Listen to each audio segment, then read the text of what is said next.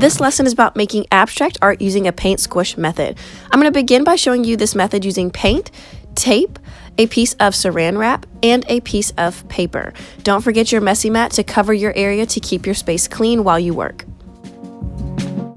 I like to stick my paper down to my messy mat to make sure it doesn't move while I work. So all I did was just roll up 4 pieces of tape, put those on the corners, and I tape it down to my messy mat. And then the next thing I'm going to be doing is adding some drops of paint across my paper. You can choose any color combinations you want. I chose to do a rainbow color combination just to see what that would turn out like. You're then going to lay your saran wrap on top. You'll already see it start to squish some of your paint colors down, and that is fine. And I like to tape the saran wrap down to the messy mat to make sure that it also does not slip and slide while I work. Once all 4 sides are taped down, that is when you can begin squishing and having fun to experiment seeing what would happen based on the different ways that you are squishing and rubbing your fingers around on the paper, twisting your hands to see how those paint squishes turn out. By using a piece of saran wrap, you are able to see through to see what is happening underneath there, versus if you use something like a piece of aluminum foil, you wouldn't be able to see what was happening while you're working. When I am done squishing, I'm going to peel back that saran wrap to reveal my paint squish artwork that I have made.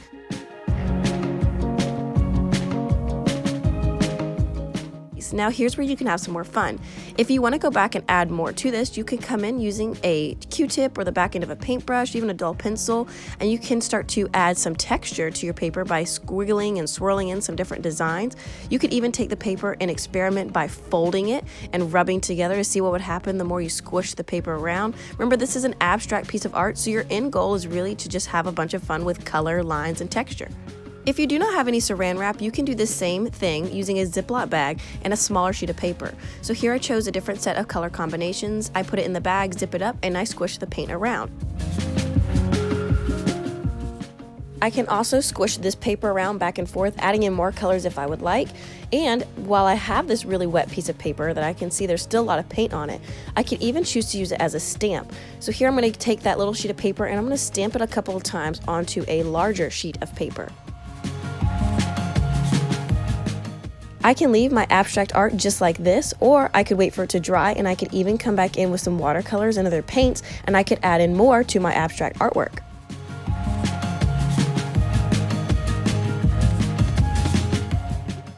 That's one thing that I really enjoy about abstract art, is that you can continue to add in more to the pieces to make it even better than it was when you first started it. Another paint squish method is to begin by taping your paper to your messy mat, and many artists would use a palette knife for this, but we're going to be using a gift card. I'm going to begin by sprinkling colors across my paper, just taking the bottle and tipping it upside down and squirting the paint across, and I can do this in drops or in different strokes, and I'm just going to be mindful about my color combination here. I want to make sure that I'm choosing colors that look nice together.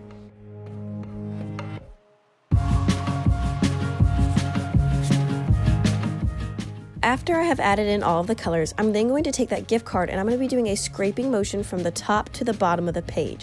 And after every scrape, I'm going to need to clean off that gift card with all that extra paint. So I'm just going to wipe it off on a rag, scrape again, and do the same thing. Wipe off that extra paint, scrape again. You want to make sure you're going from the top all the way to the bottom. And when we do this, that paint that's being squished down the page is staining the paper. If you do not scrape up and down and you forget to clean off your gift card, you're going to end up with a mess all over your paper because all of that color is going to get squished around and stain your paper. Once I have finished scraping off all the paint, then I'm going to do my best to do a cleanup. I'm going to scrub off any extra paint I have on my table, on my messy mat, on that gift card, because I'm going to do the same process again on this sheet of paper. I chose to flip the paper upside down this time. I repeated the same process and I made sure I scraped with my gift card top to bottom, cleaning it off as I go, and it created another layer of stained color on my paper to look like this.